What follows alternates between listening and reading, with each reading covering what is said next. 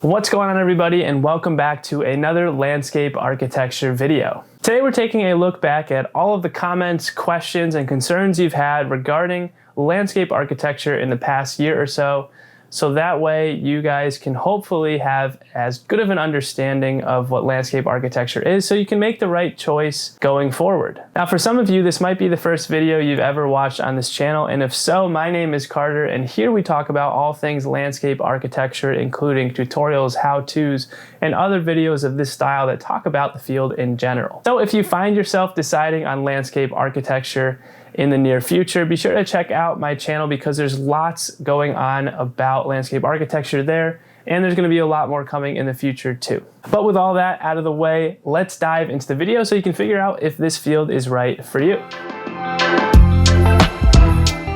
Now, the first question I'm going to talk about is one that I see at least a couple times a week and I hear all the time, and that is, do you need to be an artist or have a background in design before pursuing a degree in landscape architecture? And I find this very interesting to get this question a lot. I think it's because there seems to be this stigma or connotation around landscape architecture and design in general that you need to know what you're doing and have experience before you go in to be successful. Now, to me, I think this couldn't be more wrong and is kind of a shame because I think it turns a lot of people away before they even start to do more research on it, because they've turned away because they think it's super hard. Because if you ask me or pretty much anyone else in the field about this question, I think they would all say that you're gonna be learning all of this during your time in school, and you definitely don't need to have that sort of a background coming in.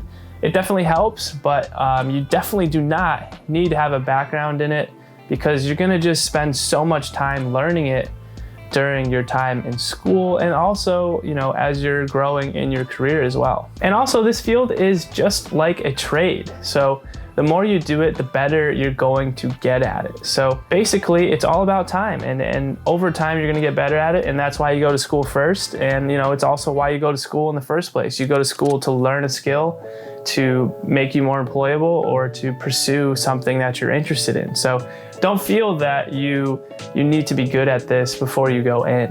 You definitely do not need to be. And to kind of hit the point home, I think, you know, I had absolutely no art background. I had, you know, little to no interest in kind of traditional arts. I had no skills in terms of hand drawing or any of those fundamental skills that you'd have in landscape architecture from the beginning. I learned it all during my practice, and you know, I'm still learning now. So definitely don't feel that way, and if you're nervous about it, I would say that drawing within landscape architecture can be very mathematical. So there are definitely ways to learn how to draw if you're not very imaginative or you struggle to do it. There's some ways to do it that can make it a lot easier to understand and do more efficiently in some different technical ways. Now, the next question I get is, how hard is landscape architecture? I think online there's a lot of talk about, you know, the negative sides of landscape architecture, how hard it is.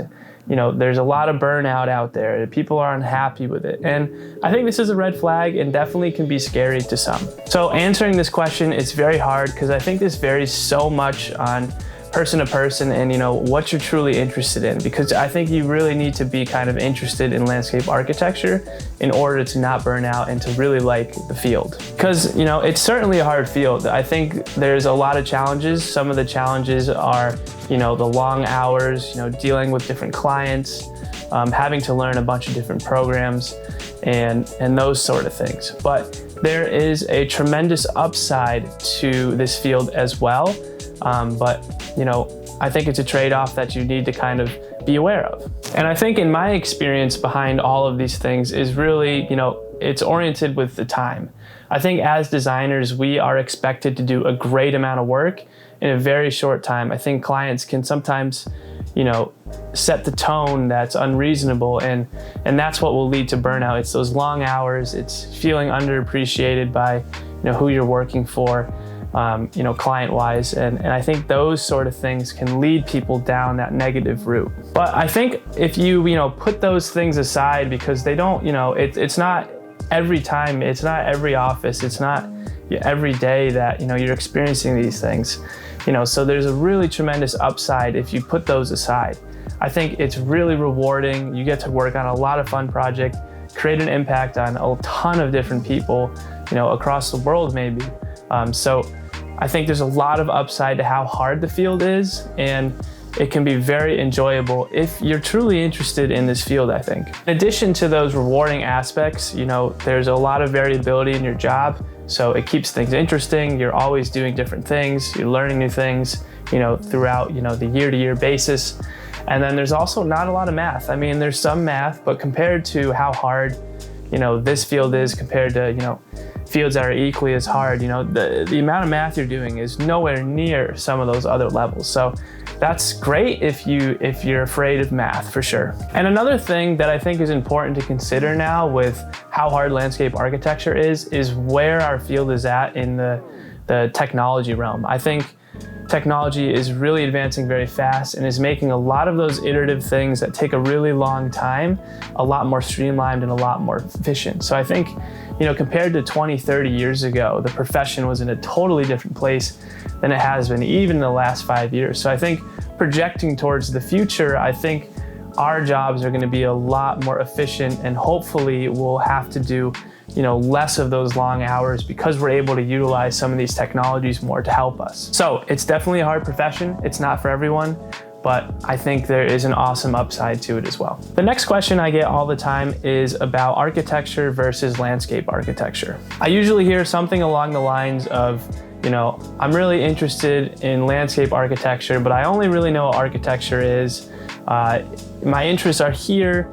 Do I do landscape architecture or architecture? Which one is better for me? And I think this comes again from something, I'm trying to push with my channel, which is to try and make landscape architecture more recognized. I think a lot of people know what architecture is, but people kind of stumble upon landscape architecture and there's not a lot of knowledge out there. So people tend to be very wary about going into landscape architecture because there's so much unknown when you could just be an architect, and that's much more streamlined path. You know exactly what you're going to be doing and so forth. So my answer always is to help people is by telling them, this basic comparison, and that is that architecture is, the building or a structure, and landscape architecture is everything else that's not that building or that structure. So based on that, I always tell them, where is your interest? Is your interest in that building or is it everything else? Because if it's everything else, you want to do landscape architecture.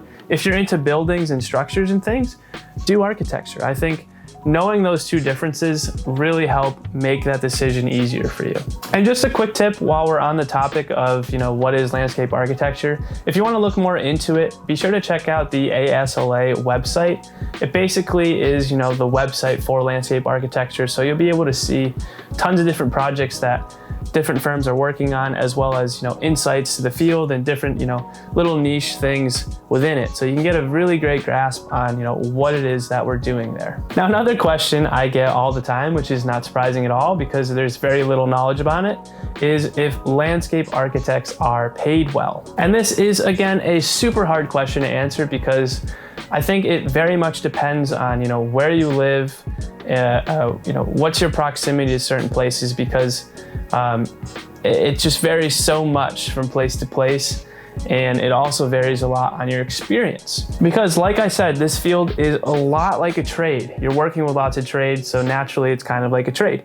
And what do trades value the most? Experience. So the more experienced you can be, the more money you'll make. I do think you can definitely live very comfortably as a landscape architect, and you're not going to be rich, but you will certainly be able to live the lifestyle that you want, I think. I think just to give my 2 cents on this topic specifically is kind of a gripe that I have with kind of the industry. I think, it's not a matter of, your bosses or landscape architects underpaying you or undervaluing you. I think it's really, the result of the greater whole undervaluing what landscape architects do.